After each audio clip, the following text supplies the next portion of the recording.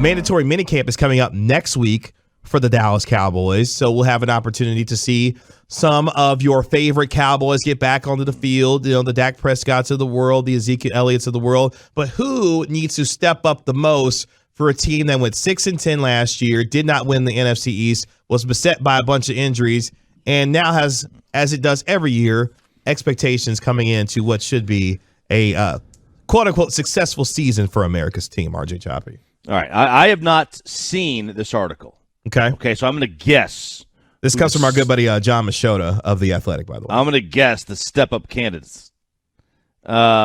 Zeke. That's number one. Look at you go already. All right. Tank. That's number two. Well, are you sure you didn't see this? No, but I'm just smart. Okay. Well, okay. Wow. Well. Excuse me. Now, let's see. This Settle down just a little bit. Just a little bit. I know. Just a little bit. Just a little bit here. I know. Okay, so it's not going to be Jalen because they've already found his replacement, or Van Der Esch because he's going to get dealt to the Steelers. If the rumors are to be true. If the rumors are true. So I'm thinking it's between Zach, Tyron, or Dak. I'm going to go Dak number 3. No, but you were close. Tyron Smith is number 3. Okay. Tyron Smith number 3. You've already named number 4, by the way. Jalen? Yeah. All right. He's good at this. This is good at this. I could just let you. You want to just do the segment by yourself? No, clearly is Dak 5? He is not number 5, but Jalen Smith's running mate is at number 5. Leighton Van Der Esch? Yes. Ooh. In fact, Dak Prescott was not even in the top 10. Really? Yeah, he did not make this list at all. Actually. Of players that need to step up? Yeah. Wait. No, they said list of players to step up, not that can step. Clarify here. Why do you think he would be a player to step up? Because he's the quarterback. I mean, the quarterback is the engine. Like, he has to step up. Like, if he doesn't step up, this team's not going to win. But he never stepped back. No, he didn't step back. No, you're right. No, I'm not saying like he has to play better.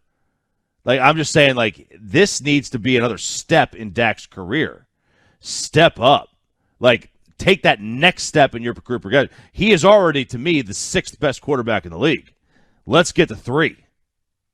Okay. Right? If he doesn't get to 3, so you're saying from a progression standpoint, you want Dak Prescott to step up to another level is what you're saying, it sounds like. I'm fine with Dak where he is right now. Like, if he stays where he is right now, the Cowboys are going to win a lot of games over the next 10 years. But if they want to win a lot of playoff games over the next 10 years, then he probably needs to be a top 3 quarterback in the league. Just get a little bit higher. He's tier 2. Tier 1 is Mahomes and what, 2 other guys. Let's get to that level.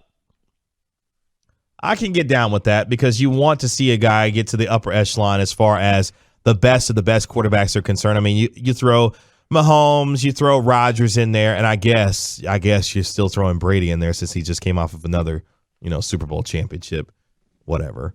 But yeah, I think Dak Prescott from a progression standpoint, I can understand where you would go with that. But I think the list that he's come up with so far, especially given the importance of what Ezekiel Elliott is to this team on the offensive side. Last year, just 979 yards on the ground, fumbled the ball 6 times. I think he has to have a bounce back year, and I think he can, given what this offense is projected to be, especially when he runs out of the personnel groupings that are most successful and conducive to his success on the football field. They're going to spread things out, allow him an opportunity to get a lot of running lanes that will be opened up given the amount of creativity in this offense, I think, and especially with Dak Prescott controlling the offense and pushing the ball down the field. Ezekiel Elliott should have a bounce-back year and be able to put up some really big numbers. And we're talking about a 17-game season also where he's going to have more opportunities to carry the rock. Look, Zeke in 2016 was the absolute lightning rod of this football team on the field. In the locker room, it was Dak. He took over that team. He took over that locker room. But, I mean, he was a rookie. They were gonna limit what he did. Now Zeke is in a situation where he's highly paid, and he is not as highly thought of throughout the league. Like most people think, if you were to list the 10 worst contracts in football, how long is it before you get to Zeke's? It's not too long. You get to about 4 or 5 or so. I mean, there's some bad ones out there. Yeah, there are some. No, there are. There are definitely some bad ones out there. But it ain't far before you get to Zeke Elliott, just because of the position he plays. Zeke has to, be better. Not necessarily be better from a yards perspective. His yards are still fine.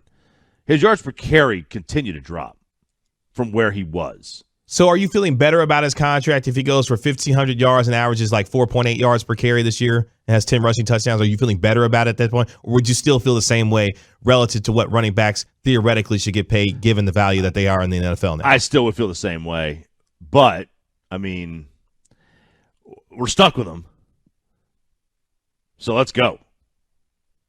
Because he ain't going anywhere. No, he's not going. You got 2 more years here. Yeah, at minimum, he's got 2 years here. So, yeah. But I think given what he is in terms of this offense and the importance that he has in this offense, he can have a bounce back year. And I think folks will feel a little bit better about the money that he's getting paid relative to the production that he has, especially if we're talking about a guy that's averaging 4.5 to almost 5 yards a carry, running for over 1,500 yards, and being the Ezekiel Elliott from a couple of years ago, where if Roger Goodell doesn't have his head up his tail and suspends him for 6 games, we're talking about a guy that would have won another rushing title. Like that's the kind of guy that we're still talking about here in Ezekiel Elliott. You know, and the thing with Zeke, I would love to see him be able to be what he was from the run out the clock perspective.